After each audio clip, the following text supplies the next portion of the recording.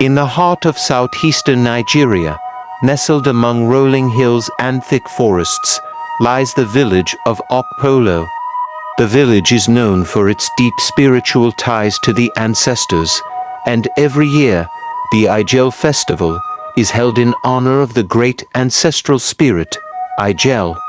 The festival is a grand affair, marked by music, dance, and the sacred appearance of the Ijele mask, a massive, intricately designed mask worn by a chosen dancer. This mask is said to be the embodiment of the spirit of an ancient ancestor, who has the power to protect the village from evil forces. The people of Okpolo have long revered the mask, believing that it holds the power to communicate with the spirits and invoke their protection. It is a mark of honor to be chosen to wear the mask, and the festival itself is the pinnacle of the village's spiritual year. However, it is also known that the mask must never be tampered with, for to do so would bring the wrath of Ijele upon the village. On the night of the festival, as the village gathered around the fire and the sounds of drums echoed through the air, a stranger appeared at the edge of the crowd.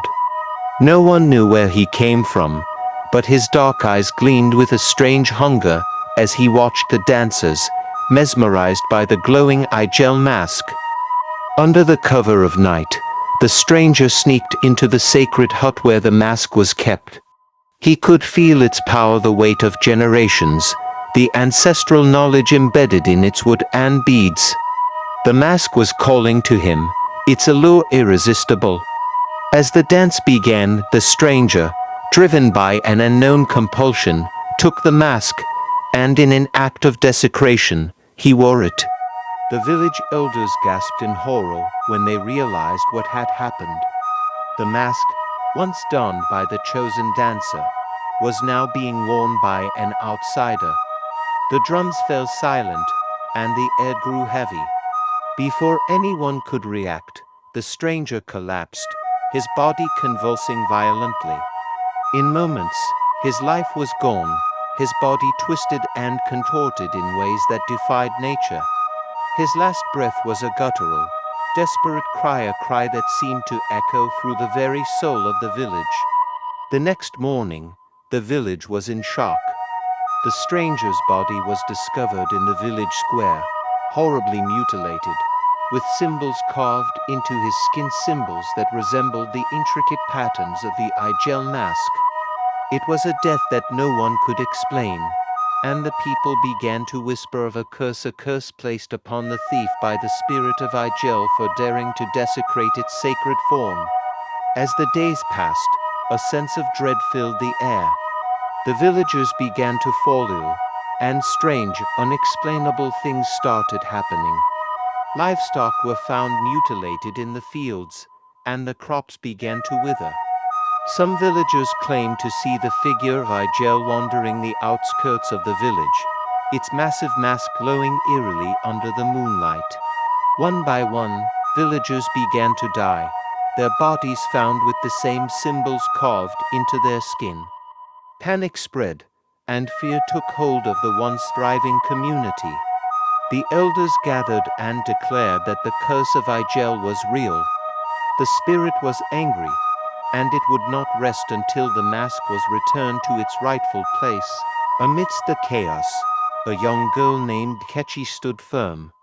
Her father had once been the keeper of the Ijele mask, and it was he who had passed down the stories of Ijele's power to her. She had grown up with the knowledge that the mask was sacred, and that to defile it would be to invite certain death. But her father had passed away years ago, and now it was up to her to uncover the truth behind the curse.